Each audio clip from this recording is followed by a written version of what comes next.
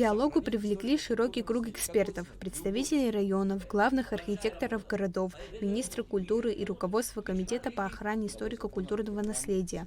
Главная цель встречи – услышать экспертное мнение специалистов и найти эффективное решение спасения памятников истории. В центре внимания участников оказались два ключевых вопроса – сохранение и вовлечение в хозяйственный оборот объектов историко-культурного наследия, находящихся в государственной собственности, и проект закона о внесении изменений в градостроительный и строительный кодекс Республики Абхазия. Мы сегодня говорим об истории нашей. История наша достаточно имеет большую ценность. И мы все это знаем, и этим более того гордимся. Гордимся, что у нас есть история, что у нас есть та самая культура, которой мы пытаемся управлять и которой гордиться. В большей степени даже гордимся нашей историей.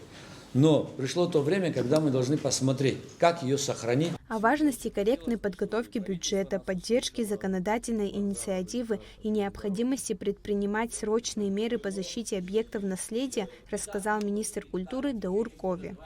Пока у объекта не будет смотрителя, нам не с кого будет что-то спрашивать. А ставить человека на зарплату в 5000 и говорить, что ты отвечаешь за объект историко-культурного наследия, это не работает. Среди центральных тем дискуссии – идея передачи аварийных исторических зданий в частные руки для их реставрации на взаимовыгодных и строго регулируемых условиях. Администрации президента об отношении к этому вопросу. Там однозначная позиция – дать возможность людям выкупать объекты историко-культурного наследия, потому что без их помощи объекты разрушатся. Простая арифметика – 1500 объектов в Абхазии, пускай по 50 миллионов, 75 миллиардов рублей, короче, нужно будет на восстановление. Это самые минимальные числа, да? То есть это невозможно, чтобы государство на это потянуло. Теперь можно какие-то ограничения сделать, допустим, там это будет культовое сооружение, церковь, допустим, или крепость, чтобы это что-то можно оговорки делать. В конце концов, то, что до этого говорилось, у нас Белый дом посещаем для экскурсии. У нас король Великобритании, его дворец посещаем для туристов.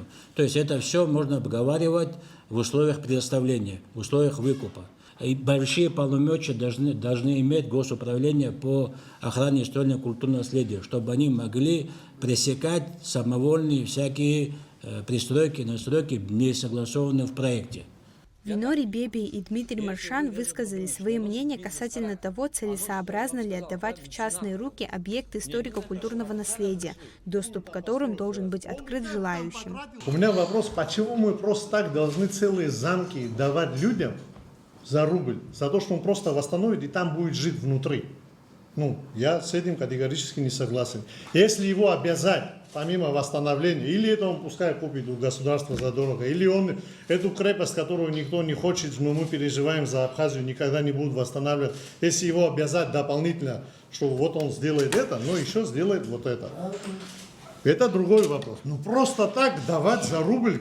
Квартира стоит 15 миллионов. Мы почему должны замок или дом архитектурный давать просто так за то, что он восстановил? Если сегодня государство не может восстановить, это не значит, что сегодня нужно взять все объекты, передать, в частные руки.